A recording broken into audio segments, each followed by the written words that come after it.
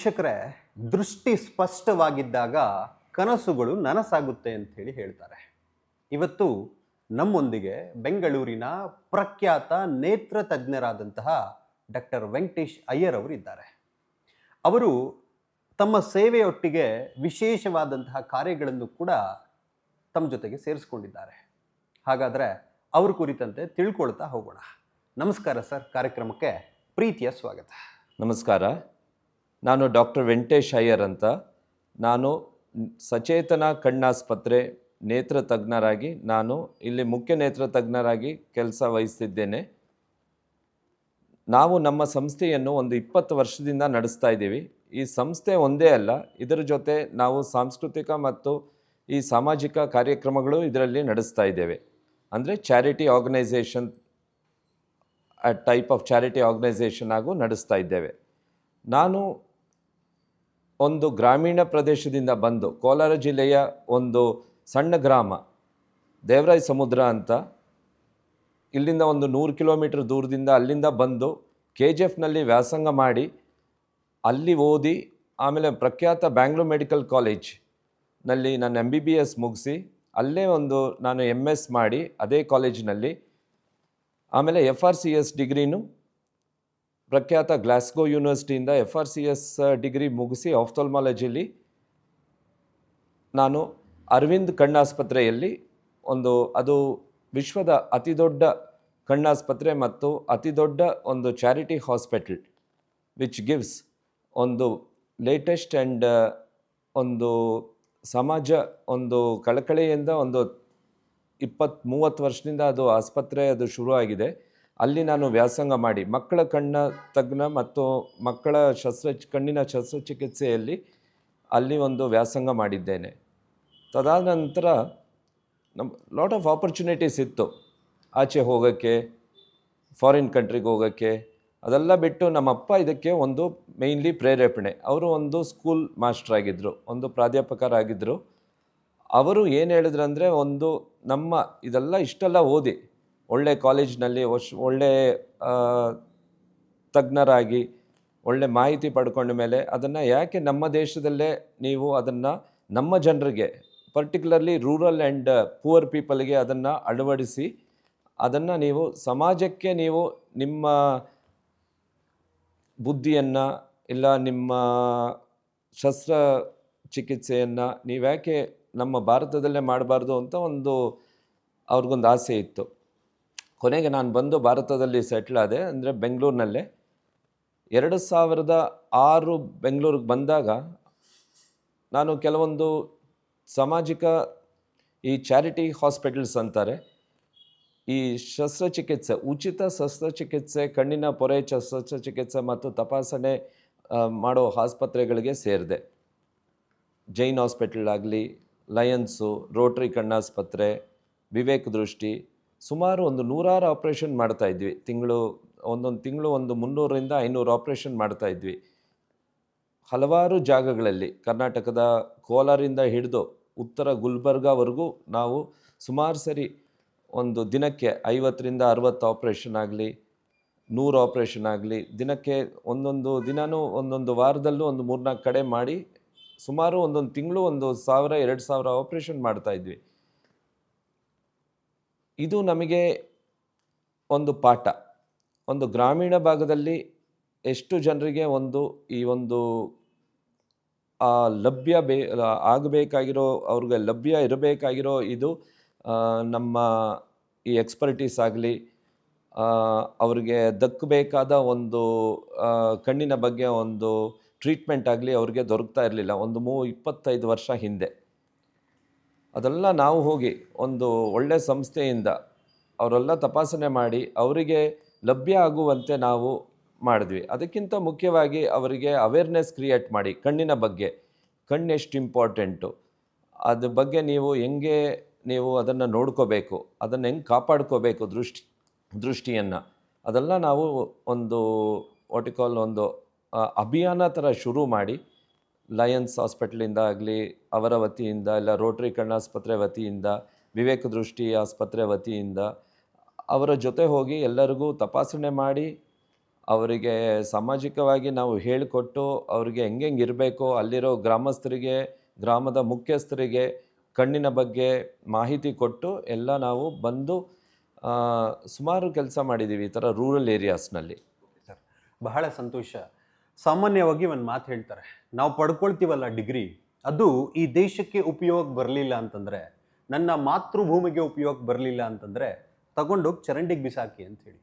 ನಾವೆಲ್ಲವನ್ನ ಇಲ್ಲಿಂದ ಪಡ್ಕೊಳ್ತೀವಿ, ಹಾಗೆ ಹೋಗಿ ಇನ್ಯಾರಿಗೋ ದುಡಿತಾ ಇರ್ತೇವೆ. ಆದರೆ ತಮ್ಮ ಜೀವನದಲ್ಲಿ ವಿಶೇಷವಾದಂತಹ ಬದಲಾವಣೆ, ತಾವು ಇಷ್ಟೆಲ್ಲ ಓದ್ಕೊಂಡಿದ್ರು ಕೂಡ ನನ್ನ ದೇಶದ ಜನರಿಗೆ ಸೇವೆ ಮಾಡ್ತೀನಿ ಅಂತ ಹೇಳಿ ಬಂದಿದ್ದೀರಲ್ಲ, ಅದು ವಿಶೇಷವಾದಂತಹ ಗುಣ ಅಂತ ಹೇಳಿ ನಮಗಂತೂ ಅನಿಸುತ್ತೆ. ಡಾಕ್ಟ್ರೇ, ಸಹಜವಾಗಿ ಮಾನವನಿಗೆ ಎಲ್ಲ ದೇಹದ ಭಾಗಗಳು ಅತ್ಯಂತ ಅಮೂಲ್ಯವಾದಂಥದ್ದು. ಅದರಲ್ಲಿ ಈ ಸುಂದರ ಪ್ರಪಂಚವನ್ನು ನೋಡಬೇಕು ಅಂತಂದರೆ ನಮಗೆ ಕಣ್ಣುಗಳು ಅಷ್ಟು ಮುಖ್ಯ. ಹಾಗಿದ್ರೆ ಪ್ರತಿಯೊಬ್ಬರಿಗೂ ಅರ್ಥ ಆಗೋ ರೀತಿಯಲ್ಲಿ ಈ ಕಣ್ಣು ಅಂತಂದರೆ ಏನು ಡಾಕ್ಟ್ರೆ? ನಮ್ಮ ಪಂಚೇಂದ್ರಿಯಗಳಲ್ಲಿ ಇದೇ ನಯನಂ ಪ್ರಧಾನಂ ಅಂತ ಹೇಳ್ತಾರೆ. ಸುಮಾರು ವರ್ಷಗಳಿಂದ ಇದು ಹೇಳಿರೋ ಮಾತು. ಕಣ್ಣು ಸುಮಾರು ಜನ ನೀವು ನೋಡಿದ್ರೆ ಕಣ್ಣು ಎಷ್ಟು ಇಂಪಾರ್ಟೆಂಟ್ ಅಂದರೆ ಎಲ್ಲರೂ ಹೇಳ್ತಾರೆ, ದೃಷ್ಟಿ ಚೆನ್ನಾಗಿರಬೇಕು, ಲೋಕ ನೋಡಬೇಕು, ನಾನು ಅವ್ರನ್ನ ನೋಡಬೇಕು, ನನ್ನ ಮಕ್ಕಳನ್ನ ನೋಡಬೇಕು, ನಮ್ಮ ಮೊಮ್ಮಕ್ಕಳನ್ನ ನೋಡಬೇಕು ಅನ್ನೋದು ಎಲ್ಲರೂ ಹೇಳೋ ಮಾತು. ಚಿಕ್ಕ ಮಕ್ಕಳು ಹೇಳಬೇಕು, ನಾನು ಏರೋಪ್ಲೇನ್ ನೋಡಬೇಕು, ರಾಕೆಟ್ ನೋಡಬೇಕು, ಅಷ್ಟು ಇಂಪಾರ್ಟೆಂಟ್ ಕಣ್ಣು. ಕಣ್ಣು ಒಂದು ನಾವು ಹೇಳಬೇಕಂದ್ರೆ ಇದು ಪ್ರಧಾನವಾದ ಒಂದು ಪಂಚೇಂದ್ರಿಯಗಳಲ್ಲಿ ಇದೇ ಮುಖ್ಯವಾದದ್ದು. ಇಂಗ್ಲೀಷ್ನಲ್ಲಿ ಹೇಳಬೇಕಂದ್ರೆ eye is the window to all the problems in the body. ಅಂದರೆ ಮೈನಲ್ಲಿ ನಮಗೆ ಏನೇನು ತೊಂದರೆಗಳಾಗುತ್ತೆ ಅದು ಕಣ್ಣಲ್ಲೇ ನಾವು ಕಂಡುಹಿಡಿಬೋದು. ಕಣ್ಣು ಅನ್ನೋದು ನಿಮಗೆ ಬೇಸಿಕ್ಕಾಗಿ ಹೇಳಬೇಕಂದ್ರೆ ಇದು ಒಂದು ನಮ್ಮ ಕ್ಯಾಮ್ರಾ ಥರ. ನೀವು ಮೊಬೈಲ್ನಲ್ಲಿ ಕ್ಯಾಮ್ರಾ ಅಳವಡಿಸ್ಬೋದು, ನೀವು SLR ಕ್ಯಾಮ್ರಾ, DSLR ಯೂಸ್ ಮಾಡ್ಬೋದು. ಅದರಲ್ಲಿ ಒಂದು ಲೆನ್ಸ್ ಇರುತ್ತೆ, ಮುಂದೆ ಒಂದು ಕರಿಗುಡ್ಡೆ ಅಂತೀವಲ್ವ, ಅದು ಪಾರದರ್ಶಕ ಪಟಲ ಅಂತ. ಇದು ಕರಿಗುಡ್ಡೆ, ಪಾರದರ್ಶಕ ಪಟಲ. ಪಾರದರ್ಶಕ ಪಟಲ ಇಸ್ ಟ್ರಾನ್ಸ್ಪರೆಂಟ್ ಸ್ಟ್ರಕ್ಚರ್. ಇದರಿಂದ ಲೈಟು ನಮ್ಮ ಕಣ್ಣು ಒಳಗೆ ಹೋಗುತ್ತೆ ಫಸ್ಟು. ಅದಾದಮೇಲೆ ಕಣ್ಣು ಒಳಗೆ ಹೋಗಿ ನಮ್ಮದೊಂದು ಲೆನ್ಸ್ ಅಂತಿರುತ್ತೆ, ಮಧ್ಯಭಾಗದ ಕಣ್ಣಿನ ಮಧ್ಯಭಾಗದಲ್ಲಿರೋ ಲೆನ್ಸು, ಇದು ಲೆನ್ಸು. ಅದ್ರ ಮಧ್ಯೆ ಒಂದು ಐರಿಸ್ ಅನ್ನೋ ಒಂದು ಕಲ್ಲರ್ ಕೊಡೋ ಒಂದು ಅಂಗ ಇರುತ್ತೆ ಕಣ್ಣಲ್ಲಿ. ಅದು ನಮಗೆ ಈ ಕೆಲವು ಹೇಳ್ತಾರಲ್ವ, ಬೆಕ್ಕಿನ ಕಣ್ಣು, ಕರ್ರಗಿರೋ ಕಣ್ಣು, ಲೈಟ್ ಕಲರ್ ಕಣ್ಣು, ಅದು ಈ ಐರಿಸ್ಸಿಂದ ಕೊಡುತ್ತೆ. ಅದು ಒಂದು ಪ್ಯೂಪಿಲ್ ಇರುತ್ತೆ, ಐರಿಸ್ ಮಧ್ಯೆ ಒಂದು ಹೋಲ್ ಇರುತ್ತೆ, ಅದಕ್ಕೆ ಪಾಪ ಅಲ್ಲ ಪ್ಯೂಪಿಲ್ ಅಂತೀವಿ. ಈ ಪಾರದರ್ಶಕ ಪಟಲದಿಂದ ಹೋಗಿ ಈ ಪ್ಯೂಪಿಲ್ ಮಧ್ಯೆ ಲೈಟ್ ಹೋಗುತ್ತೆ. ಈ ಲೈಟ್ ಹೋಗ್ಬಿಟ್ಟು ಕಣ್ಣೊಳಗೆ ಈ ಲೆನ್ಸ್ ಮೇಲೆ ಬೀಳುತ್ತೆ. ಈ ಲೆನ್ಸ್ ಅನ್ನೋದು ಕಣ್ಣಿನ ಮಸೂರೆ ಅಂತೀವಿ, ಇಲ್ಲ ಲೆನ್ಸ್ ಅಂತೀವಿ. ಇದು ಚಿಕ್ಕ ವಯಸ್ಸಿನಲ್ಲಿ ಪೊರೆ ಬರೋವರೆಗೂ ಇಲ್ಲ ಏನಾದರೂ ತೊಂದರೆ ಆಗೋವರೆಗೂ ಇದು ಕ್ಲಿಯರ್ ಆಗಿರುತ್ತೆ. ಅಂದರೆ ಇದ್ರ ಒಳಗಿಂದ ಲೈಟು ಎಲ್ಲರಿಗೂ ಕಣ್ಣು ಒಳಗೆ ಹೋಗಬೇಕು. ಅಲ್ಲಿ ಕಣ್ಣು ಒಳಗೆ ಹೋದ್ಮೇಲೆ ಲೈಟು ಇಲ್ಲಿ ರೆಟಿನಾ ಅಂತಿರತ್ತೆ. ಇಲ್ಲಿಂದ ಬಂದು ಲೈಟು ಇಲ್ಲಿ ಮಸೂರೆಗೆ ಬಂದು ಲೆನ್ಸಿಗೆ ಬಂದು ಇಲ್ಲಿ ರೆಟಿನಾ. ರೆಟಿನಾ ಅಂದರೆ ನಮ್ಮ ಸ್ಕ್ರೀನ್. ಇವಾಗ ಸಿನಿಮಾ ನಾವು ಹಾಕ್ತೀವಲ್ವ, ಸಿನಿಮಾಯಿಂದ ಪ್ರೊಜೆಕ್ಟ್ರಿಂದ ಲೈಟ್ ಬರುತ್ತೆ, ಅದು ಸ್ಕ್ರೀನ್ ಮೇಲೆ ಬಂದ್ರೇ ನಾವು ಸಿನಿಮಾನ ನೋಡೋದು. ಅದೇ ರೀತಿ ಏನಾದರೆ ನೋಡಿದ್ರೆ, ಫಾರ್ ಎಕ್ಸಾಂಪಲ್ ಒಂದು ಮರ ನೋಡ್ತೀವಿ, ಒಂದು ಬಸ್ ನೋಡ್ತೀವಿ, ಅದು ಈ ಪಾರದರ್ಶಕ ಪಟಲದಿಂದ ಹೋಗಿ ಈ ರೆಟಿನಾ ಒಳಗೆ ಬೀಳತ್ತೆ. ಈ ರೆಟಿನಾ ಮೇಲೆ ಬಿದ್ದ ಮೇಲೆ ಇಲ್ಲಿ ಬ್ಲಡ್ ವೆಸಲ್ಸ್ ಆ್ಯಂಡ್ ನರ್ವ್ಸ್, ರಕ್ತನಾಳಗಳು ಮತ್ತು ನರಗಳಿರುತ್ತೆ. ಅದು ಒಂಥರ ಸೆನ್ಸರಿ ಆರ್ಗನ್, ಅದು ಅಬ್ಸಾರ್ಬ್ ಮಾಡ್ಕೊಳ್ಳುತ್ತೆ ನಾವೇನು ನೋಡ್ತೀವೋ. ಅದು ಅಬ್ಸಾರ್ಬ್ ಮಾಡಿ ಅದೆಲ್ಲ ಒಂದು ಒಗ್ಗೂಡಿಸಿ, ಅಂದರೆ ಮಲ್ಟಿಪಲ್ ಇಮೇಜಸ್ ಅಂತೀವಿ, ಅಂದರೆ ಎಲ್ಲ ಇಮೇಜಸ್ ಬಿದ್ದು ಅದೆಲ್ಲ ಒಟ್ಟಿಗೆ ಮಾಡಿ ಅದು ಇಲ್ಲಿ ಆಪ್ಟಿಕ್ ನರ್ವ್, ಇದು ಆಪ್ಟಿಕ್ ನರ್ವ್, ಇಲ್ಲಿ ರೆಟಿನಾಯಿಂದ ನರ್ವ್ಗೆ ಹೋಗಿ ಇಲ್ಲಿಂದ ಬ್ರೈನ್ಗೆ ಹೋಗುತ್ತೆ. ಬ್ರೈನ್ನಲ್ಲಿ ನಮ್ಮ ಕಂಪ್ಯೂಟ್ರು, ಬ್ರೈನ್ಗೆ ಹೋದ್ಮೇಲೆ ಆ ಕಂಪ್ಯೂಟ್ರು ಇದೆಲ್ಲ ಸಿಗ್ನಲ್ಸ್ನ ಒಗ್ಗೂಡಿಸಿ ಒಟ್ಟಿಗೆ ಮಾಡಿ ಒಂದು ಇಮೇಜ್ ಬರುತ್ತೆ. ಇಮೇಜ್ ಅಂದರೆ ಮರ ಇರ್ಬೋದು, ಬಸ್ ಇರ್ಬೋದು, ಅದು ಇನ್ವರ್ಟೆಡ್ ಆಗಿ ಇಲ್ಲಿರ್ಬೋದು, ಆಮೇಲೆ ಅಲ್ಲೋಗಿ ಎರೆಕ್ಟ್ ಆಗುತ್ತೆ. ಆವಾಗ ನಮಗೆ ಸೊ ಇಲ್ಲಿಂದ ಹಿಡಿದು ನಮಗೆ ಬ್ರೈನ್ವರೆಗೂ ನಮಗೆ ಆ ಪಾತ್ವೆ ಅಂದರೆ ಆ ದಾರಿ ಕರೆಕ್ಟಾಗಿರಬೇಕು. ನಮಗೆ ದೃಷ್ಟಿ ಕರೆಕ್ಟಾಗಿ ಕಾಣಬೇಕಂದ್ರೆ ಎಲ್ಲಾದರೆ ಒಂದು ಜಾಗದಲ್ಲಿ ನಮಗೆ ತೊಂದರೆ ಉಂಟಾದರೆ, ಇಲ್ಲ ಪಾರದರ್ಶಕ ಪಟಲಲ್ಲಿ, ಇಲ್ಲ ಮಸೂರೆ ಲೆನ್ಸ್ನಲ್ಲೋ, ಇಲ್ಲ ಐರಿಸ್ನಲ್ಲೋ, ಇಲ್ಲ ರೆಟಿನಾಲೋ, ನರ್ವ್ನಲ್ಲೋ ಬ್ರೈನ್ನಲ್ಲೋ ಇಲ್ಲಾದರೆ ತೊಂದರೆ ಇದ್ದರೆ ನಮಗೆ ದೃಷ್ಟಿ ಸ್ಪಷ್ಟವಾಗಿರಲ್ಲ. ಸೊ ದ ಆಪ್ಟಿಕಲ್ ಸಿಸ್ಟಮ್ ಅಂದರೆ ನಮ್ಮ ಒಂದು ದೃಷ್ಟಿ ಇಷ್ಟು ಭಾಗಗಳನ್ನ ಇನ್ವಾಲ್ವ್ ಆಗುತ್ತೆ. ಡಾಕ್ಟ್ರೇ, ಇತ್ತೀಚಿನ ದಿನಗಳಲ್ಲಿ ಈ ಮಧುಮೇಹ ಅನ್ನುವಂಥದ್ದು ತುಂಬ ಚಿಕ್ಕ ಮಕ್ಕಳಲ್ಲೂ ಕಾಡ್ತಾ ಇರುವಂತಹ ಸಮಸ್ಯೆ ಆಗಿದೆ. ಒಂದು ರೀತಿ ಹೇಳಬೇಕು ಅಂತಂದರೆ ಭಾರತವನ್ನು ಮಧುಮೇಹದ ರಾಜಧಾನಿ ಅಂತ ಹೇಳಿ ಕರೆದ್ರೂ ಕೂಡ ತಪ್ಪಾಗಲಿಕ್ಕಿಲ್ಲ. ಈ ಮಧುಮೇಹದಿಂದ ಅನೇಕ ಸಮಸ್ಯೆಗಳು ಬರುತ್ತೆ. ಅದರಲ್ಲಿ ಮುಖ್ಯವಾದಂತಹ ಒಂದು ಸಮಸ್ಯೆ ಕಣ್ಣಿನ ಸಮಸ್ಯೆ ಅಂತ ಹೇಳಿ ಹೇಳ್ತಾರೆ. ಹಾಗಿದ್ರೆ ಮಧುಮೇಹದಿಂದ ಕಣ್ಣಿನ ಮೇಲೆ ಬೀರುವಂತಹ ಪರಿಣಾಮಗಳು ಯಾವುದು? ಭಾರತದಲ್ಲಿ ಇತ್ತೀಚಿನ ಸ್ಟ್ಯಾಟಿಸ್ಟಿಕ್ಸ್ ಪ್ರಕಾರ ಮೊನ್ನೆ ರಿಲೀಸ್ ಆಯಿತು, 13 ಮಿಲಿಯನ್ ಡಯಾಬಿಟಿಕ್ಸ್ ಇದ್ದಾರೆ. Proper clear diabetics were on treatment. Pre diabetic ಸ್ಟೇಜ್ನಲ್ಲಿ 22 ಮಿಲಿಯನ್ ಜನ ಇದ್ದಾರೆ. ಅಂದರೆ ಒಂದು ಸ್ಟ್ಯಾಟಿಸ್ಟಿಕ್ಸ್ ಪ್ರಕಾರ ಒಂದು 15% ಡಯಾಬಿಟಿಕ್ಸ್ ಭಾರತದಲ್ಲಿ ಇದ್ದಾರೆ ಅಂತ. ಅಂದರೆ that comes to nearly 10 crores. Diabetes ಏನು ಮಾಡುತ್ತೆ ಅಂದರೆ ಜನರಲಿ ಈ ರಕ್ತನಾಳಗಳನ್ನ ತಿನ್ನು ಮಾಡ್ತಾ ಹೋಗುತ್ತೆ. ಇನಿಷಿಯಲಿ ನಾವು ಡಿಟೆಕ್ಟ್ ಮಾಡಿದ್ರೆ ಆ ರಕ್ತನಾಳಗಳನ್ನ ಆ ಒಂದು ಸ್ಟ್ರೆಂತ್ ಬರೋಕ್ಕೆ ಏನಾದರೂ ಒಂದು ಲೇಸರ್ ಮಾಡ್ಬೋದು, ಇಲ್ಲ ಏನೋ ಒಂದು ಟ್ರೀಟ್ಮೆಂಟ್ ಕೊಡ್ಬೋದು. ಆದರೆ ಮುಂದೆ ಏನಾಗುತ್ತೆ, ಅದು ಇನಿಷಿಯಲಿ ರಕ್ತನಾಳಗಳು ವೀಕ್ ಆದರೆ ಫಸ್ಟು ಡಾಟ್ ಹಿಮೊರೇಜಸ್ ಅಂತೀವಿ. ಫಸ್ಟು ರೆಟಿನಾ ನಾರ್ಮಲ್ ಆಗಿರುವಾಗ ಹಿಂಗಿರುತ್ತೆ, ರೆಟಿನಾ ಎಲ್ಲ ಕ್ಲಿಯರಾಗಿ ಕೆಂಪಗಿರುತ್ತೆ. ಹೋಗ್ತಾ ಹೋಗ್ತಾ ಹೋಗ್ತಾ ಡಯಾಬಿಟಿಕ್ ರೆಟಿನೋಪತಿ ಅನ್ನೋದು ಈ ಥರ ವೈಟ್ ಡಾಟ್ಸ್. ಯಾಕೆ ಇದು ವೈಟ್ ಡಾಟ್ಸ್ ಆಗುತ್ತೆ ಅಂದರೆ ಲೀಕೇಜಸ್ ಆಗೋಕ್ಕೆ ಶುರು ಆಗುತ್ತೆ. ರಕ್ತನಾಳಗಳು ವೀಕ್ ಆದರೆ ಕೊಲೆಸ್ಟ್ರಾಲ್ ಲೀಕ್ ಆಗುತ್ತೆ, ಫಸ್ಟು ಫ್ಯಾಟಿ ಐಟಮ್ಸ್ ಲೀಕ್ ಆಗುತ್ತೆ, ಆ್ಯಂಡ್ ಲೇಟರ್ ಈ ರೆಡ್ ಡಾಟ್ಸ್ ಇರೋದು ಬ್ಲಡ್ ಲೀಕ್ ಆಗೋಕ್ಕೆ ಶುರು ಆಗುತ್ತೆ. ಇನ್ನೂ ಹೋಗ್ತಾ ಹೋಗ್ತಾ ಹೋಗ್ತಾ ಫುಲ್ ರಕ್ತಸ್ರಾವ ಆಗುತ್ತೆ ಕಣ್ಣಲ್ಲಿ. ಇದು ಡಯಾಬಿಟಿಕ್ ರೆಟಿನೋಪತಿ. ಇನಿಷಿಯಲ್ ಸ್ಟೇಜ್ನಲ್ಲೇ ಜನ ಬಂದರೆ ನಾವು ಅದನ್ನು ಟ್ರೀಟ್ ಮಾಡ್ಬೋದು. Treating is one. ಆಮೇಲೆ prevention is another topic. Diabetic ಅನ್ನೋದು ಬರೀ ರೆಟಿನಾ ಒಂದೇ ಅಫೆಕ್ಟ್ ಮಾಡಲ್ಲ. ನಮ್ಮದರಲ್ಲಿ ಡಯಾಬಿಟಿಕ್ ಇರೋರು ಗ್ಲೊಕೋಮಾ ಪ್ರಾಬ್ಲಮ್ಗೂ ಬರ್ತಾರೆ. ಬಿಕಾಸ್ ನಾರ್ಮಲಾಗೆ ಗ್ಲೊಕೋಮಾ ಒಂದು 8-10% ಜನರಿಗೆ ಬರುತ್ತೆ 60 ವಯಸ್ಸು ಮೇಲ್ಪಟ್ಟವ್ರಿಗೆ. ಆದರೆ ಡಯಾಬಿಟಿಕ್ ಇರೋರಿಗೆ ಇದು 10 times ಹೆಚ್ಚಾಗುತ್ತೆ. The chances of glaucoma are very high. So glaucoma ಅನ್ನೋದು ಇನ್ನೊಂದು ಇರ್ರಿವರ್ಸಿಬಲ್, ಅಂದರೆ ನಾವು ಅದು ದೃಷ್ಟಿ ಹೋದರೆ ಗ್ಲೊಕೋಮಾಯಿಂದ ಅದನ್ನು ತಿರ್ಗಾ ವಾಪಸ್ ತರೋದು ಕಷ್ಟ. ಡಯಾಬಿಟಿಕ್ ರೆಟಿನೋಪತಿನೂ ದೃಷ್ಟಿ ಹೋದರೆ ಅದನ್ನು ವಾಪಸ್ ತರೋದು ಕಷ್ಟ. These are irreversible problems. ಸಾಮಾನ್ಯವಾಗಿ ಇಷ್ಟೆಲ್ಲ ಇವತ್ತು ಜಗತ್ತು ಮುಂದುವರೆದಿದ್ರೂ ಕೂಡ ಹಳ್ಳಿಗಳಲ್ಲಿ ಅಥವಾ ನಗರದಲ್ಲೂ ಕೆಲವು ಭಾಗದ ಜನ ಮನೆಯಲ್ಲೇ ಕಣ್ಣಿನಲ್ಲಿ ಏನೋ ಒಂದು ಸಮಸ್ಯೆ ಬಂತು ಅಂತ ಹೇಳಿ ಔಷಧಿಗಳನ್ನು ಮಾಡ್ಕೊಳ್ತಾರೆ. ಯಾವುದೋ ಒಂದು ಗಿಡದ ಎಕ್ಕದ ಎಲೆನೋ ಅಥವಾ ಇನ್ನೊಂದು ಏನೋ ಒಂದು ಹಾಕ್ಕೊಂಡು ಏನೋ ಒಂದು ಮನೆಯಲ್ಲಿ ಒಂದು ವ್ಯವಸ್ಥೆಗಳನ್ನು ಮಾಡ್ಕೊಳ್ತಾರೆ. ಅದು ಎಷ್ಟರ ಮಟ್ಟಿಗೆ ಸರಿ ಅಂತ? ಇದೊಂದು ವಾಡಿಕೆ ಇದೆ. ಕಣ್ಣಿನ ಇನ್ಫೆಕ್ಷನ್ ಆದರೆ ಬ್ರೆಸ್ಟ್ ಮಿಲ್ಕ್ ಹಾಕೋ ಒಂದು ಅಮ್ಮನ ಹಾಲು ಹಾಕೋದು ಒಂದು ವಾಡಿಕೆ ಇದೆ. ಬಟ್ ಈ ನಡುವೆ ಅದು ಕ್ರಮೇಣ ನಾವು ಅದನ್ನು ಬೇಡ ಅಂತ ಇದ್ದೀವಿ. ಯಾಕಂದರೆ ಆ ಹಾಲಿನಲ್ಲೇ ತುಂಬ ಬ್ಯಾಕ್ಟೀರಿಯಾ ಇದೆ. ಕಮೆನ್ಸಾಲ್ ಬ್ಯಾಕ್ಟೀರಿಯಾ ಇರ್ಬೋದು, ಬಟ್ ಕಣ್ಣು ಆಲ್ರೆಡಿ ಇನ್ಫೆಕ್ಷನ್ ಆಗಿರೋ ಕಣ್ಣಿಗೆ ಆ ಹಾಲು ಹಾಕಿದ್ರೆ ಅದರಿಂದ ಇನ್ಫೆಕ್ಷನ್ಗಳು ಹೆಚ್ಚಾಗ್ಬೋದು. ಅದೊಂದು. ಕೆಲವು ಗಿಡ ಮೂಲಿಕೆಗಳು ಗೊತ್ತಿಲ್ಲದೆ ಜನ ಈ ಗಿಡದ್ದು ಹಾಕ್ಬಿಡ್ತೀನಿ, ಆ ಗಿಡದ್ದು ಹಾಕ್ಬಿಡ್ತೀನಿ, ಅವರೇ ಹಾಕ್ಬಿಡ್ತಾರೆ. ಪರ್ಟಿಕ್ಯುಲರ್ಲಿ ಎಕ್ಕದ ಗಿಡ. ನೀವು ಎಕ್ಕ ಹೇಳಿದಾಗ ಎಕ್ಕನಲ್ಲಿ ಆಲ್ಕಲಾಯ್ಡ್ಸ್ ಇದೆ. ಎಷ್ಟೋ ಜನ ನಮಗೆ ಈ ರಥಸಪ್ತಮಿ ದಿನ ಎಕ್ಕದ ಗಿಡ ಕಟ್ ಮಾಡೋ ಒಂದು ಅಭ್ಯಾಸ ಇದೆ. ಕಣ್ಣಿಗೆ ಬಿದ್ದಿರೋ ಪ್ರಾಬ್ಲಮ್ಗಳು, ಕಣ್ಣೇನಾಗುತ್ತೆ, ಈ ನಾವು ಪಾರದರ್ಶಕ ಪಟಲ ಅಂದೆ ಅಲ್ವಾ, ಇದು ನಮಗೆ ವೈಟ್ ಆಗಿಬಿಡತ್ತೆ. 1 ವಾರ ಅದಕ್ಕೆ ಟ್ರೀಟ್ಮೆಂಟ್ ಬೇಕಾಗುತ್ತೆ ಅದು ಸರಿ ಹೋಗೋಕ್ಕೆ.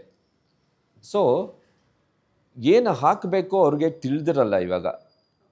ಸೊ ಅದು ಕೆಲವೊಂದು ಸಮಸ್ಯೆಗಳಿಗೆ ಅದರಲ್ಲೇ ಒಂದು ತಜ್ಞರಾದ ಈ ಆಯುರ್ವೇದ ಇರ್ಬೋದು, ಅವ್ರನ್ನ ಕೇಳಿ ಹಾಕೋದು ಒಳ್ಳೆಯದು ಹೊರತು ನಾವೇ ಅದನ್ನು ಒಂದು ಟ್ರೀಟ್ಮೆಂಟ್ ಆಗಿ ಬಳಸೋದು ತುಂಬ ಸಮಸ್ಯೆ ಉಂಟಾಗಬಹುದು. ಇನ್ನೊಂದು ಸಾಮಾಜಿಕ ಜಾಗೃತಿಯ ದೃಷ್ಟಿಯಿಂದ ನನಗೊಂದು ಪ್ರಶ್ನೆ ಬರ್ತಾ ಇದೆ.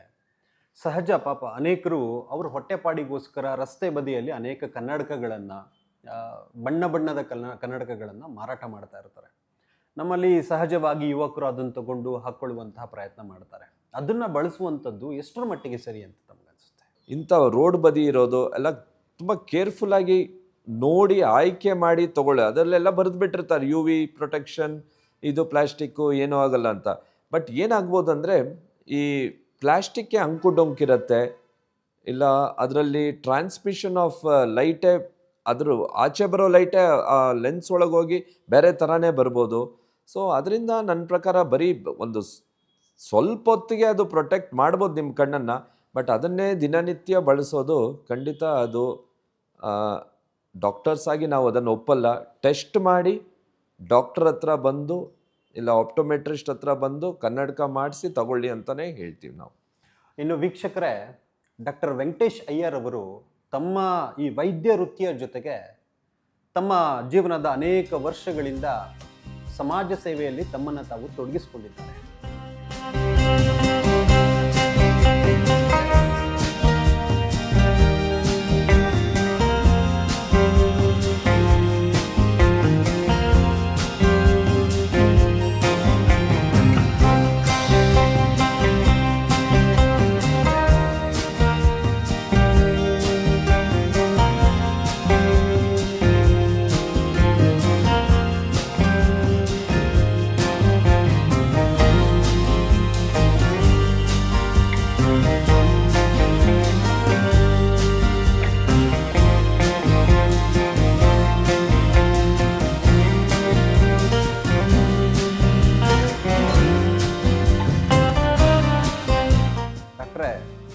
ಇವತ್ತಿನ ಪರಿಸ್ಥಿತಿ ಹೆಂಗಾಗಿದೆ ಅಂತಂದರೆ, ತುಂಬ ಚಿಕ್ಕ ಮಕ್ಕಳು ಕೂಡ ಕನ್ನಡಕ ಹಾಕ್ಕೊಂಡು ಓಡಾಡುವಂತಹ ಪರಿಸ್ಥಿತಿ ನಿರ್ಮಾಣ ಆಗಿಬಿಟ್ಟಿದೆ.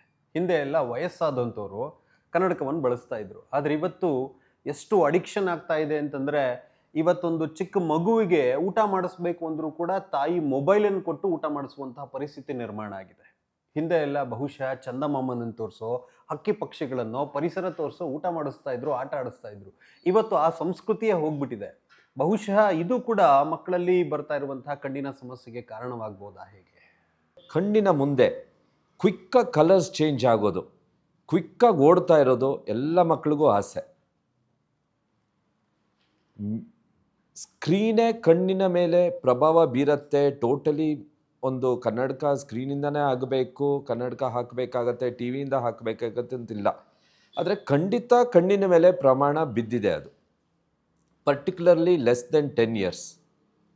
ನಾವು ಚೈನಾ, ಸೌತ್ ಈಸ್ಟ್ ಏಷ್ಯಾ ನೋಡಿದ್ರೆ 50-60%, 100ರಲ್ಲಿ 60 ಮಕ್ಕಳಿಗೆ ಕನ್ನಡಕ ಇವಾಗ ಬೇಕು.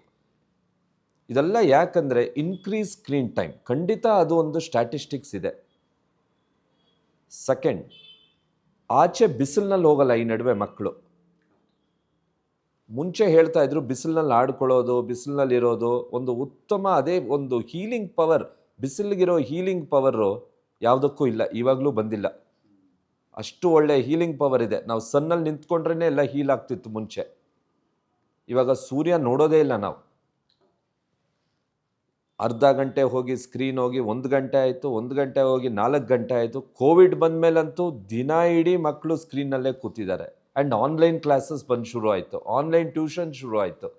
ಪರ್ಟಿಕ್ಯುಲರ್ಲಿ ಚಿಕ್ಕ ಮಕ್ಕಳಲ್ಲಿ ಕನ್ನಡಕದ್ದು ದೋಷ ಇದ್ದರೆ, ಅಂದರೆ ಮಯೋಪಿಯಾ ಆಗಲಿ, hyperopia, whatever it is, ಕನ್ನಡಕ ಕರೆಕ್ಟ್ ಕನ್ನಡಕ ಅಳವಡಿಸಿದೆ ಸ್ಕ್ರೀನ್ ನೋಡಿದ್ರೆ ಖಂಡಿತ the screen that near vision ಅಂತೀವಲ್ವ, ಅದೇ ಒಂದು ಸ್ಟಿಮ್ಯುಲಸ್ ಫಾರ್ ದ ಪವರ್, ಅಂದರೆ ಕಣ್ಣಿನ ಒಂದು ಪವರ್ ಅಂತಿದೆ ಅಲ್ವಾ, ಅದು ಇನ್ಕ್ರೀಸ್ ಆಗೋಕ್ಕೆ.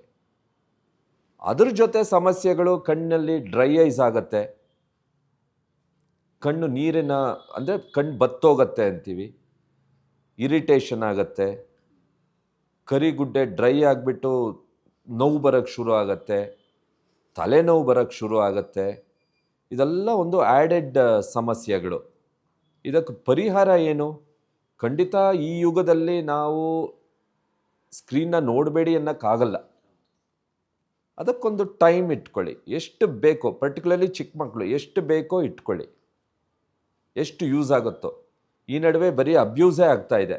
ರೀಲ್ಗಳು ನೋಡೋದು, ಡ್ಯಾನ್ಸ್ ನೋಡೋದು, ವೇಸ್ಟ್ ಟೈಮ್ ಅದು ನೋಡೋದು, ಅವ್ರು ರೀಲ್ ಮಾಡಿ ಅವ್ರದ್ದನ್ನು ನೋಡೋದು, ಅದೆಲ್ಲ ಬೇಕಾಗಿಲ್ಲ. ಸ್ವಲ್ಪ ಒಂದು ಪ್ರಮಾಣದಲ್ಲಿ ಇಟ್ಕೊಂಡ್ರೆ ಎಲ್ಲ ಒಳ್ಳೆಯದು. ಇನ್ನು ನಾವು ಸತ್ತ ಮೇಲೂ ಕೂಡ ಪ್ರಪಂಚವನ್ನು ನೋಡಬೇಕು ಅಂತಂದರೆ ನಮ್ಮ ನೇತ್ರವನ್ನು ದಾನ ಮಾಡಬೇಕು ಅಂತಾರೆ ಸರ್.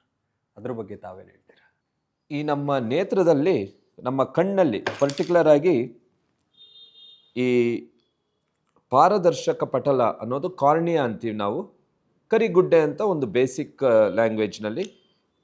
ಇದು ನಮಗೆ ಸಮಸ್ಯೆ ಆದರೆ, ಯಾರಾದರೆ ನಾವು ಸತ್ತ ಮೇಲೆ ಒಂದು ಕಣ್ಣಿನ ಕಾರ್ನಿಯಾದಿಂದ ಅವರ ಡೆಡ್ ಪರ್ಸನ್, ಅವ್ರು ಸತ್ತ ಮೇಲೆ ಅವರ ಕಣ್ಣಿಂದ ಅವರ ಈ ಪಾರದರ್ಶಕ ಪಟಲ ತೆಗೆದು ಸಮಸ್ಯೆ ಆಗಿರೋ ಕಣ್ಣುಗಳಿಗೆ ಪಾರದರ್ಶಕ ಪಟಲವನ್ನು, ಆ ಕಸಿಯನ್ನು ಅಳವಡಿಸಿದರೆ ಖಂಡಿತ ಅವ್ರಿಗೆ ಬರೀ ಇದೊಂದು ಪ್ರಾಬ್ಲಮ್ ಇದ್ದರೆ ಖಂಡಿತ ಅವ್ರಿಗೆ ದೃಷ್ಟಿ ಬರೋದು ಉತ್ತಮ. ಪಾರದರ್ಶಕ ಪಟಲ ಒಂದೇ ಅಲ್ಲ, ಸ್ಕ್ಲೀರಲ್ ಗ್ರಾಫ್ಟಿಂಗು ಇವಾಗ ಶುರು ಆಗ್ತಾ ಇದೆ. ಕೆಲವೊಂದು ಗ್ರಾಫ್ಟ್ಸ್ ಮಾಡ್ಬೋದು. ಪಾರದರ್ಶಕ ಪಟಲ ಅಲ್ಲದೆ ಎಲ್ಲದರಲ್ಲೂ 2 ಕಣ್ಣು ಕೊಟ್ಟರೆ ಇಬ್ಬರಿಗೆ ಖಂಡಿತ ಯೂಸ್ ಆಗುತ್ತೆ. ಸೊ ದಾನ ಮಾಡಿ, ದಾನ ಮಾಡೋದು ತಪ್ಪಿಲ್ಲ. ಇದನ್ನು ಜನರು ಅರ್ಥ ಮಾಡ್ಕೊಳ್ಬೇಕು. ಲಕ್ಷಾಂತರ ಜನ ಆ ಗ್ರಾಫ್ಟ್ ಸಿಗದೆ ಎಷ್ಟೋ ಜನ ಬ್ಲೈಂಡಾಗೇ ಉಳಿತಾ ಇದ್ದಾರೆ. ತಮ್ಮ ಆಸ್ಪತ್ರೆಯ ಈ ವಿಷನ್ ಸ್ಟೇಟ್ಮೆಂಟಲ್ಲೇ ಸೇವಾ ಅಂತ ಇದೆ, ಏನು ಸರ್ ಅದು? ಸೇವಾ ಅನ್ನೋದು ಫಸ್ಟ್ ಒಂದು ಸೈಟ್. ಭಾರತದಲ್ಲಿ ನೀವು ನೋಡಿದ್ರೆ ಇನ್ನೂ ಹಳ್ಳಿಗಳಲ್ಲಿ ಈ ವಿಷನ್ ಪ್ರಾಬ್ಲಮ್ಸ್, ಮುಂಚೆ 1970ಸ್ನಲ್ಲಿ ಕ್ಯಾಟ್ರಾಕ್ಟ್ ಅನ್ನೋದು ತುಂಬ ಜನರನ್ನ ಒಂದು ಪ್ರಾಬ್ಲಮ್ ಆಗಿ ಕ್ರಿಯೇಟ್ ಆಗಿತ್ತು.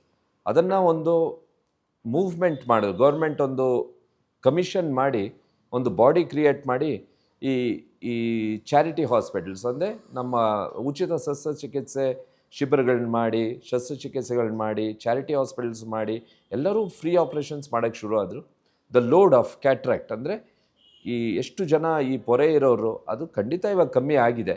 ಬಟ್ ಆದ್ರೂ ಇವಾಗಲೂ ಹಳ್ಳಿಗೆ ಹೋದರೆ ಎಷ್ಟೋ ಜನರಿಗೆ, ಬಡವರಿಗೆ ಈ ಕಣ್ಣು ತೋರಿಸ್ಕೊಳ್ಳೋಕ್ಕೆ ಅವ್ರಿಗೆ ದುಡ್ಡಿರಲ್ವೋ, ಮಾಹಿತಿ ಇರಲ್ವೋ, ಎನ್ಕರೇಜ್ಮೆಂಟ್ ಇರಲ್ವೋ, ಇಲ್ಲ ಊರುಗಳಿಗೆ, ದೊಡ್ಡ ಊರುಗಳಿಗೆ ಬರೋ ಸೌಲಭ್ಯಗಳಿರಲ್ವೋ ಗೊತ್ತಿಲ್ಲ. ಅದೆಲ್ಲ ನಾವು ಕಂಡಿಡಿದು ಇನ್ನೂ ಸ್ವಲ್ಪ ಅವರಿಗೆ ಅದನ್ನು ರೀಚ್ ಆಗಬೇಕು ಅಂತ ಖಂಡಿತ ಈ ಸೇವಾ ಅನ್ನೋದು, ಅದೊಂದು ಸೇವೆ ಅನ್ನೋದು ಇಂಗ್ಲೀಷ್ನಲ್ಲಿ ನಾವು ಸೇವಾ ಅಂತ ಹಾಕಿದ್ದೀವಿ, ಅದೊಂದು ಅಭಿಯಾನ. ಅದು ವೈದ್ಯೋ ನಾರಾಯಣೋ ಹರಿಹಿ ಅಂತಾರೆ.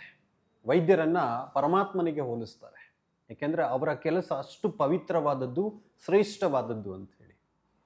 ಆದರೆ ಇವತ್ತು ಕೆಲವು ಡಾಕ್ಟರ್ಗಳು ಪೇಷಂಟ್ಗಳು ಅವ್ರ ಬಳಿಗೆ ಹೋದರೆ ಅವ್ರಿಗೆ ಹೆದರಿಸ್ಬಿಡ್ತಾರೆ. ಅವರು ಡಾಕ್ಟರ್ ಹತ್ರ ಹೋದ ತಕ್ಷಣ ಹೆದರ್ಕೊಂಡು ಬಿಡ್ತಾರೆ. ಅವರಿಗೆ ಆತ್ಮಸ್ಥೈರ್ಯವನ್ನು ತುಂಬುವಂಥದ್ದು, ಧೈರ್ಯ ತುಂಬುವಂಥದ್ದು, ಆತ್ಮವಿಶ್ವಾಸ ತುಂಬುವಂಥ ಕೆಲಸವನ್ನು ನಿಜವಾದ ವೈದ್ಯರು ಮಾತ್ರ ಮಾಡುವಂಥದ್ದು. ತಮ್ಮ ಬಗ್ಗೆ ನಾನು ಸಾಕಷ್ಟು ಕೇಳಿದ್ದೇನೆ. ತಮ್ಮ ಬಳಿಗೆ ಬರುವಂತಹ ರೋಗಿಗಳು ಅವರಿಗೆ ತಾವು ಅತ್ಯಂತ ಪ್ರೀತಿಯಿಂದ ಟ್ರೀಟ್ಮೆಂಟ್ ಕೊಡ್ತೀರಾ. ಜೊತೆಗೆ ಇನ್ನು ಕೆಲವರಿಗೆ ಯಾರಾದರೂ ಹಣಕಾಸಿನ ಸಮಸ್ಯೆ ಇದ್ದರೂ ಕೂಡ ನಿಮ್ಮ ಹತ್ರ ಎಷ್ಟಾಗುತ್ತೋ ಅಷ್ಟು ಕೂಡಿ ಉಳಿದಿದ್ದನ್ನು ನಾನು ನೋಡ್ಕೊಳ್ತೀನಿ ಅಂತ ಹೇಳುವಂಥ ವಿಶೇಷ ವ್ಯಕ್ತಿತ್ವವನ್ನು ತಾವು ಹೊಂದಿದ್ದೀರಾ ಅಂಥೇಳಿ ಹೊರಗಡೆ ಸಾಕಷ್ಟು ಜನ ಮಾತನಾಡ್ತಾರೆ ಸರ್. ಜನರು ನಾವು ಡಾಕ್ಟರ್ ಆಗಬೇಕಂದ್ರೆ ಮುಖ್ಯವಾಗಿ ಸೋಷಿಯಲ್ ಆಬ್ಲಿಗೇಷನ್ ಇರಬೇಕು, ಎಮೋಷನ್ಸ್ ಅಂಡರ್ಸ್ಟ್ಯಾಂಡ್ ಮಾಡ್ಕೋಬೇಕು. ಜನರ ಎಮೋಷನ್ಸ್ ಅಂದರೆ ಅವರ ದುಃಖಗಳು, ಅವರು ಸುಖಗಳು ಹೆಂಗಿತ್ತು, ಅವ್ರು ಯಾಕೆ ದುಃಖ ಇದ್ದಾರೆ, ಅವ್ರಿಗೇನು ಬೇಜಾರಾಗಿದೆ, ಅದನ್ನು ಅಂಡರ್ಸ್ಟ್ಯಾಂಡ್ ಮಾಡೋ ಕೆಪಾಸಿಟಿ ತಿಳ್ಕೊಬೇಕು ನಾವು. ಮೂರನೇದು, ಅವರ ತೊಂದರೆಗಳು ಏನು, ಅವರು ಏಬಲ್ ಟು ಅಫರ್ಡ್, ಅಂದರೆ ಅವರು ಖರ್ಚು ಮಾಡೋಕ್ಕೆ, ಇಲ್ಲ ಬಡವರ, ಇಲ್ಲ ಪರವಾಗಿಲ್ವಾ, ಅದನ್ನು ನಾವು ಯೋಚನೆ ಮಾಡಬೇಕು. ಯಾಕಂದರೆ ಒಂದು ಪೇಷಂಟ್ ಬಂದರೆ ದುಡ್ಡಿಲ್ಲ ಅಂತ ಯಾರೂ ಕಳಿಸ್ಬಾರ್ದು ಆಚೆ. ನಾಲ್ಕನೇದು, ಅವ್ರಿಗೆ ಉತ್ತಮವಾದ ಒಂದು ಟ್ರೀಟ್ಮೆಂಟ್ ಆಗಲಿ, ಒಂದು ಸೌಲಭ್ಯ ಕೊಟ್ಟು, ಒಂದು ಟ್ರೀಟ್ಮೆಂಟ್ ಕೊಟ್ಟು ಅವ್ರನ್ನ ಕಳಿಸೋ ಒಂದು ನಮಗೆ ಮನಸ್ಥಿತಿ ಇರಬೇಕು ಡಾಕ್ಟ್ರಿಗೆ. ಅದೆಲ್ಲ ನಾವು ಒಗ್ಗೂಡಿ ಮಾಡಿದ್ರೆ ಖಂಡಿತ ಎಲ್ಲ ಪೇಷಂಟು ಚೆನ್ನಾಗಿರ್ತಾರೆ, ಜನರು ಭಯ ಪಡಬೇಕಾಗಿಲ್ಲ. ಇನ್ನು ಕೊನೆಯದಾಗಿ ಡಾಕ್ಟ್ರೇ, ಕಳೆದ ಅನೇಕ ದಶಕಗಳಿಂದ ಈ ವೈದ್ಯ ಸೇವೆಯಲ್ಲಿ ತಮ್ಮನ್ನು ತಾವು ತೊಡಗಿಸ್ಕೊಂಡಿದ್ದೀರಾ. ಸಾವಿರಾರು ಜನಕ್ಕೆ ಚಿಕಿತ್ಸೆ ನೀಡಿದ್ದೀರಾ, ಅವರ ಶಸ್ತ್ರಚಿಕಿತ್ಸೆಗಳನ್ನು ಮಾಡಿದ್ದೀರಾ. ಏನು ಅನ್ನಿಸ್ತಾ ಇದೆ? ದುಡ್ಡು ಸಂಪಾದಿಸೋದು ಒಂದೇ ಅಲ್ಲ, ಅದು ಬೇಕು ದುಡ್ಡು, ಇದೆಲ್ಲ ನಡ್ಸೋಕ್ಕೆ ದುಡ್ಡು ಬೇಕು. ಬಟ್ ಸ್ಟಿಲ್ ಒಂದು ಜನ ಒಂದು ದೃಷ್ಟಿ ಕೊಟ್ಟು ಅವನಿಗೆ ಆನಂದ ಎಷ್ಟಾಗತ್ತೆ, ಒಂದು ದೃಷ್ಟಿ ಆದಮೇಲೆ ಇವತ್ತಿಗೂ ನಾವು ನೋಡ್ತೀವಿ ಆ ಒಂದು ಫುಲ್ಲು ಪೊರೆ ಇರೋರು, ಕಣ್ಣಿನ ಪೊರೆ ತುಂಬ ಏನೂ ಕಾಣದೇ ಇರೋರು ನಾವು ಆಪ್ರೇಷನ್ ಮಾಡಿ ದೃಷ್ಟಿ ಬಂದರೆ ಎಷ್ಟು ಸಂತೋಷ ಆಗುತ್ತೆ ಅವ್ರಿಗೆ. 100 ವರ್ಷ ಆಗಲಿ, 90 ವರ್ಷ ಆಗಲಿ, 80 ವರ್ಷ ಆಗಲಿ, ದೃಷ್ಟಿನೇ ಮುಖ್ಯ. ಅಲ್ಲಿಂದ ನಾವು ಸುಮಾರು ಆಪರೇಷನ್ ಮಾಡಿ ಸುಮಾರು ಸಂಸ್ಥೆಗಳಿಂದ ಅವರ ವತಿಯಿಂದ ನಾವು ಗುಲ್ಬರ್ಗ ಆಗಲಿ, ರಾಯಚೂರು, ಕೊಪ್ಪಳ, ನಾವು ಮಳವಳ್ಳಿ ಆಗಲಿ, ಹಿಂದೂಪುರ ಆಗಲಿ, ತಮಿಳ್ನಾಡಿನಲ್ಲಿ ಸೇಲಂ, ಈರೋಡ್, ಸುಮಾರು ಕಡೆ ನಾವು ಆಪ್ರೇಷನ್ ಮಾಡಿದ್ದೀವಿ. ಇದೊಂಥರ ಒಂದು ಅದ್ಭುತವಾದ ಒಂದು ನಮಗೆ ಇದರಷ್ಟು ಖುಷಿ ಇನ್ಯಾವುದೂ ಕೊಡಲ್ಲ ಅನಿಸ್ತು. ಇದು ದೇವ್ರಿಗೆ ಸಮಾನ ಅನಿಸ್ತು. ಸೊ ಇದಕ್ಕಿಂತ ಒಂದು ಮುಖ್ಯವಾಗಿ ಡಾಕ್ಟ್ರುಗಳಿಗೆ ಇನ್ಯಾವ ಸೇವೆನೂ ನನ್ನ ಪ್ರಕಾರ ಗೊತ್ತಿಲ್ಲ. ದುಡ್ಡು ಬರ್ಬೋದು, ದಾನಿಗಳಿದ್ದಾರೆ, ಅದನ್ನು ಒಳ್ಳೆ ತಜ್ಞರಿದ್ದರೆ ಅದನ್ನು ಬಡವರಿಗೆ ಮತ್ತು ತೊಂದರೆ ಇರೋರಿಗೆ ಉಪಯೋಗಿಸ್ಕೊಳ್ಳಿ ಅಂತ ನಾನು ಹೇಳಲಿಕ್ಕೆ ಬಯಸ್ತೇನೆ. ನಮಸ್ತೆ, ನಾನು ಡಾಕ್ಟರ್ ಶ್ರುತಿ ಅಂತ, ಸಚೇತನ ಐ ಕ್ಲಿನಿಕ್, ಸಚೇತನ ನೇತ್ರ ಚಿಕಿತ್ಸಾಲಯದಲ್ಲಿ ಸಿಬ್ಬಂದಿ ವರ್ಗದ ಸದಸ್ಯಳಾಗಿ ಬಹಳ ಹೆಮ್ಮೆಯಿಂದ ಕೆಲಸ ಮಾಡ್ತಾ ಇದ್ದೇನೆ. ಇಲ್ಲಿ ತಂಡದ ಒಂದು ದೃಷ್ಟಿಯಿಂದ ನೋಡಿದ್ರೆ ಎಲ್ಲರೂ ಒಮ್ಮನಸ್ಸಿನಿಂದ ಕೆಲಸ ಮಾಡುವಂತಹ ಒಂದು ಧ್ಯೇಯ ಇಟ್ಕೊಂಡಿರೋದ್ರಿಂದ ನಮ್ಮ ಸಂಸ್ಥೆ ಮುಂದುವರಿಯೋದಕ್ಕೂ ಕೂಡ ಬಹಳ ಸಾಧ್ಯ ಆಗಿದೆ. ಇದಕ್ಕೆ ಮುಖ್ಯ ಕಾರಣವಾಗಿ ಇದರ ಒಂದು ಡ್ರೈವಿಂಗ್ ಫೋರ್ಸ್ ಅಂತ ಹೇಳೋದು ಅದು ಡಾಕ್ಟರ್ NS ವೆಂಕಟೇಶ್ ಅಯ್ಯರ್, ಈ ಸಂಸ್ಥೆಯನ್ನು ಹುಟ್ಟು ಹಾಕಿರೋರು, ಹಾಗೆ ಇದನ್ನು ಸಂಸ್ಥಾಪಿಸಿರೋರು.